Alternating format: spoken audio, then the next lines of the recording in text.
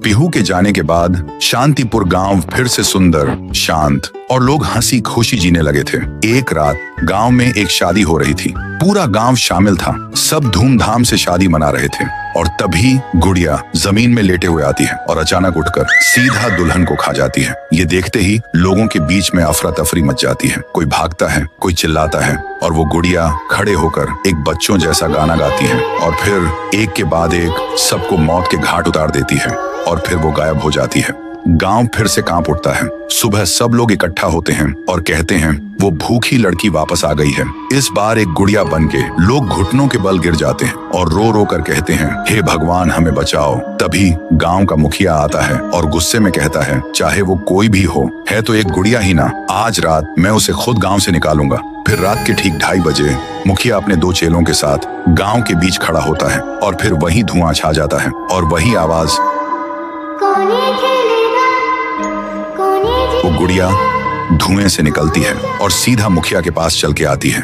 मुखिया कहता है, निकल जा मेरे गांव से, नहीं तो तुझे यहीं बिखरा दूंगा। गुड़िया हंसती है और कहती है, तेरे से पहले भी किसी ने ये सोचा था। और उसी पल वो गुड़िया बड़ी होने लगती है और अपनी पैर से तीनों को कुचल के मार डालती है।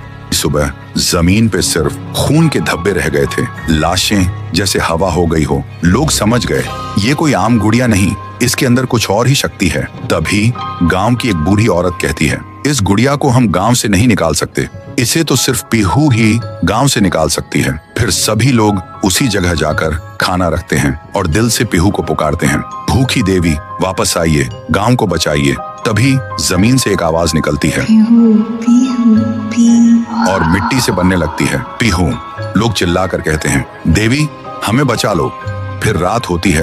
वो गुड़िया गाना गाते हुए आती है, लेकिन अचानक पीहू उसके सामने आ जाती है। गुड़िया रुक जाती है। पीहू उसे पकड़ने जा रही होती है, लेकिन गुड़िया हवा में उड़ जाती है। पीहू भी उसके पीछे उड़ जाती है और अपनी आंखों से आग छोड़ के गुड़िया को जलाने की कोशिश करती है, लेकिन गुड़िया एक धुएं में छुप जाती है और फिर अचानक पीहू के पीछे आके उसे एक जोर का वार करती है। पीहू आसमान से जमीन पे आ गिर जाती है और फिर वो गुड़िया पीहू की शक्ति छीनने लगती है। पीहू की ताकत धीरे धीरे गुड़िया के पास जा रही होती है। कुछ देर बाद पीहू जमीन पे गिर जाती है। जब वो उठती है तो देखती है उसका शरीर धुंधला हो गया है और जब वो अपने आप को छू रही थी तो हाथ उसके शरीर के आर पार जा रहा था। वो वहीं गिर के रोने लगती है और जोर से चिल्लाती है, भैया भैया।